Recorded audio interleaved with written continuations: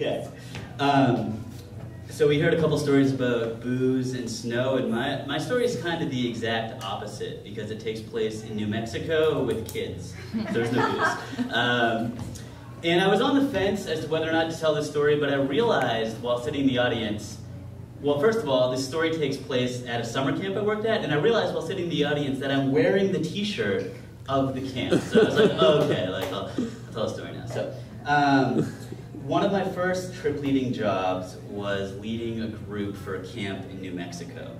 And I was originally hired to work at this camp to be what's called the naturalist, or the third staff, which was perfect for me because in the hierarchy, I was the third. I could just like kind of hang out with the kids and teach them a little bit about nature, and it sounded perfect. But about 2 weeks before flying out to New Mexico, after my tickets were bought, after my plans were made, I got a phone call from the camp. And the director was on the phone. He said, "Hey, Nate, it's Mike. I was wondering how you'd feel about being the cook for this group." I remember vividly I was rock climbing at the time, and I said to Mike, "You know, Mike, to be honest, I'm really excited to come out, but I don't know that much about cooking. I don't have a lot of cooking experience. I think it'd be kind of outside my comfort zone. Might be a challenge, but sure." And he said to me, "Okay, you'll do great." So I flew out to New Mexico, but the thing was that what Mike didn't know was that I had learned how to cook rice about 10 months prior to that. And he also didn't know that, this is a separate story, but I can't really taste that well, nor smell that well, because I ate a tumor in my nose a while ago. So he didn't know all this.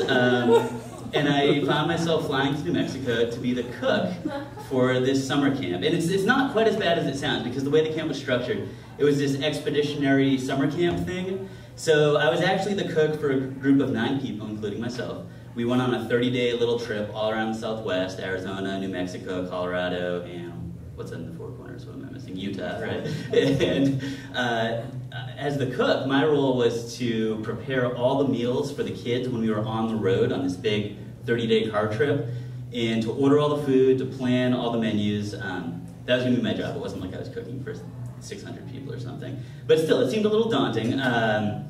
So the interesting thing about this camp as well is that the way they do their meals is totally over the top. I've never seen a program like this anywhere since. They I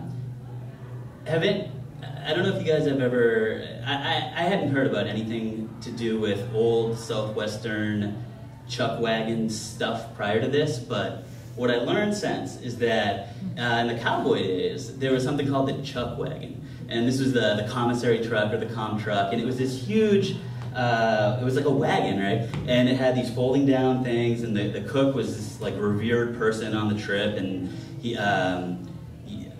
yeah, it was like this thing, right? So I was going to be this role for this camp, and our setup was kind of a throwback to that. So we had this gigantic F-350 pickup truck, which I nicknamed White Lightning.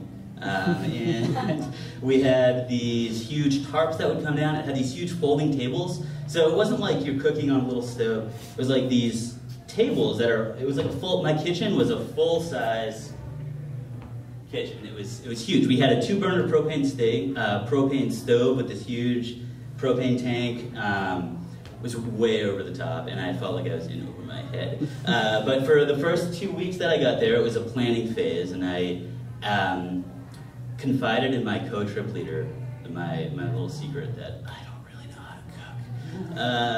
And she assured me that it would be okay, we'd work through it, and I ended up getting 2 assistants. So this story is more about them than me.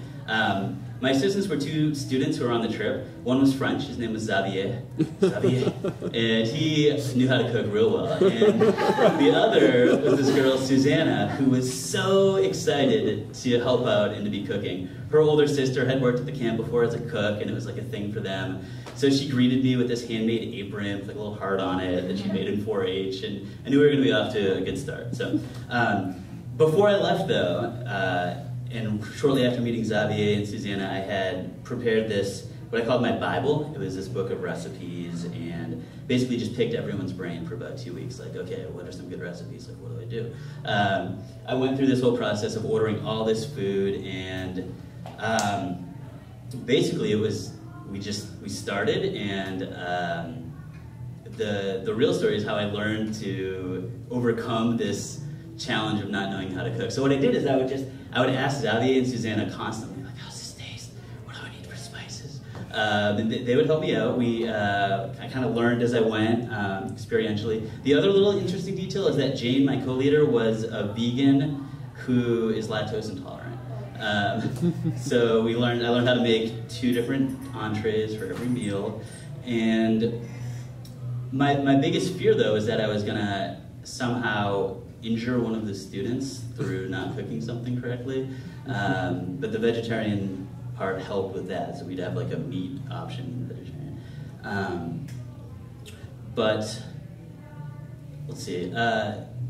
So yeah, Xavier and Susanna, we ended up coming out with doing like a rotation, and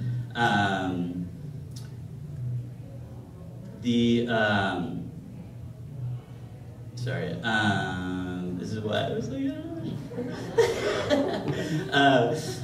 so Xavier, he was super psyched to just learn anything American. He spoke French fluently. He was learning American food, and Susanna was really excited to teach him and to help him out. Basically, long story short, in the end, the kids all survived. We survived our 30-day trip. It worked out really well. I didn't end up botching any meals majorly, which was good, and they helped me with that. Probably the biggest highlight for that whole thing was at the very end, we ended up doing this banquet, and it was our last day. We had this breakfast brunch, and Xavier and Susanna planned the entire menu. They fried donuts. They made these hand-rolled donuts, or we all did, and we fried them. We glazed them with this like chocolate sauce. Xavier made some crepes, and we made some orange like crepe sauce, and in the end, I learned how to cook basically in this job. However, at home, if you go see my house and ask my roommates, I still don't cook at home quite as much as I would like to, but that's my story.